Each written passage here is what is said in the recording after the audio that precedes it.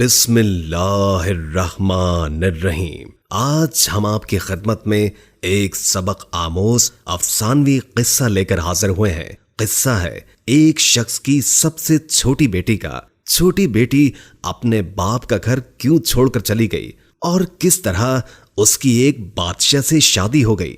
जानने के लिए वीडियो को आखिर तक जरूर देखिएगा। एक दफा का जिक्र है कि एक सौदागर था जिसकी 3 बेटियां थी। इसकी तीनों बेटियां बेहद खूबसूरत थी, लेकिन छोटी वाली सबसे प्यारी थी। उस सौदागर को अपनी तीनों बेटियों से बेइंतहा प्यार था। वो बस डरता था कि कहीं उसे कोई छोड़ कर न चली जाए। इसलिए एक दिन सौदागर ने फैसला किया कि वो अपनी तीनों बेटियों से पूछेगा कि वो उससे कितनी मोहब्बत करती हैं। वो यही सोचते हुए अपनी सबसे बड़ी बेटी के पास गया और पूछा, बेटी तुम मुझसे कितनी मोहब्बत करती हो? बड़ी बेटी ने जवाब दिया, बाबा जान मैं आपसे अपनी जान से भी ज्यादा मोहब्बत करती हूँ। बाप ये सुनकर बेहद खुश हुआ और अपनी बेटी को एक कीमती सोने की माला दे। फिर वो अपनी दूसरी बेटी के पास गया और उससे भी यही पूछा कि बेटी तुम मुझसे कितनी मोहब्बत करती हो? दूसरी बेटी ने जवाब दिया, बाबा मैं आपको इस पूरी दुनिया में सबसे ज्यादा चाहती हूँ। बाप बेटी की बात सुनकर खुश हुआ और उसे बहुत सी सोने की अशर्फियां दी। अब सौदागर अपनी सबसे छोटी बेटी के पास गया, बेटी तुम मुझसे कितनी मोहब्बत करती हो? सबसे छोटी बेटी ने जवाब दिया कि नमक के बराबर। बेटी का जवाब सुनकर बाप को बहुत गुस्सा आया। नमक तो इंतहाई सस्ती और मामूली चीज है, ये मुझे इतना प्यार करती है। और फिर सौदागर ने उसे बहुत डांटा और गुस्से में यह भी कह दिया कि मुझे पता है कि तुम एक दिन मुझे छोड़कर चली जाओगी, इसलिए बेहतर है कि अभी से इस घर से चली जाओ। बाप की बात बेटी के दिल पर जाकर लगी और वो किसी को भी बताए बगैर घर से रोते हुए निकल गई। वो लड़की एक ऐसी जगह से गुजर रही थी जहां बहुत सी घास उगी हुई थी। लड़की ने अपने लिबास के ऊपर ही एक और घास का लिबास बनाकर पहन लिया ताकि पहचानी ना जाए। इसके बाद वो बादशाह के महल के बाहर जाकर रुक गई और बाहर खड़े सिपाहियों से कहने लगी कि सुनो, मुझे कुछ काम की जरूरत है, क्या तुम मुझे काम पर रख लोगे? मुझे सब काम आता है। नहीं बीबी, हम ऐसे किसी को काम पर नहीं रख लेते, जाओ यहां से। लड़की उदास हुई लेकिन फिर से इसरार करने लगी, देखो मुझे काम की बहुत जरूरत है, मेरे लायक कोई तो काम होगा महल में।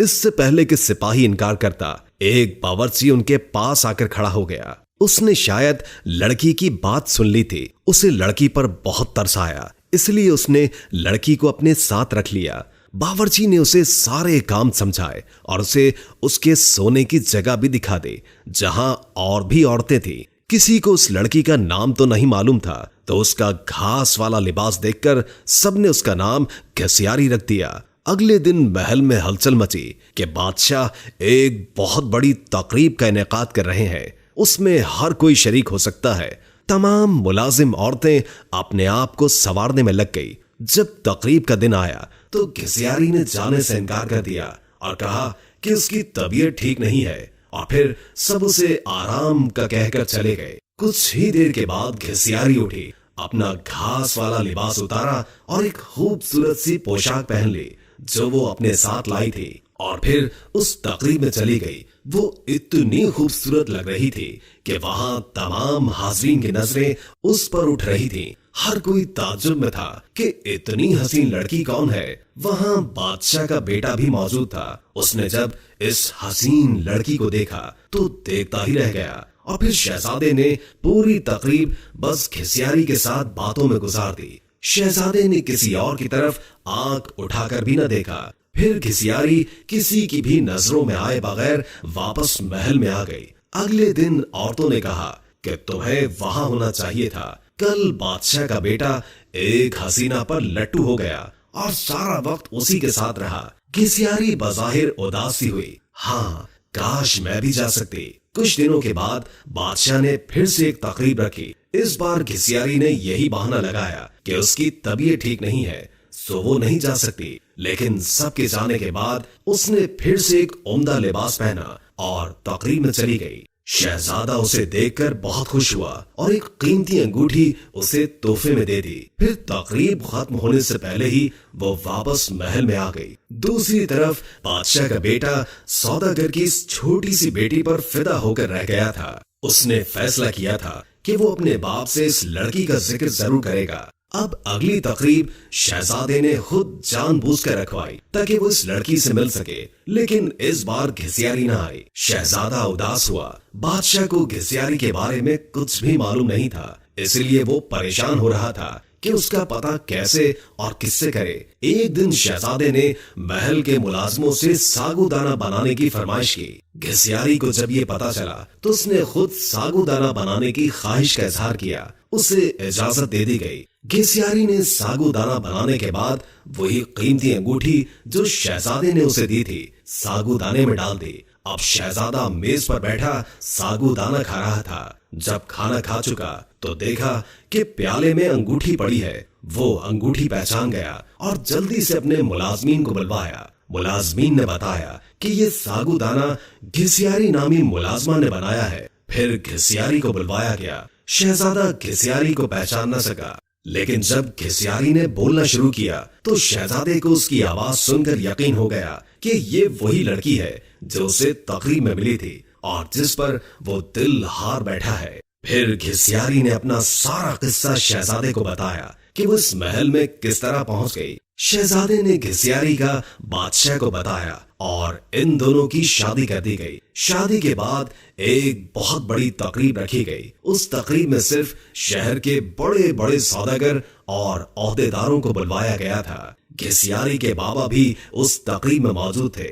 खाने का वक्त हुआ तो मेज हर तरह के लजीज खानों से भर दी गई, लेकिन जब सबने खाना शुरू किया तो पता चला कि खाने में नमक ही नहीं है। घिसियारी के बाबा ने बादशाह को मुखातिब करके कहा, इसमें तो नमक ही नहीं है। बादशाह हल्का सा हंसा और कहने लगा, क्या हो गया सौदागर साहब, सिर्फ नमक ही तो नहीं है, बाकी सब कुछ तो है ना इसमें। ये सुनकर सौदागर की आंखों से आंसू जारी हो गए।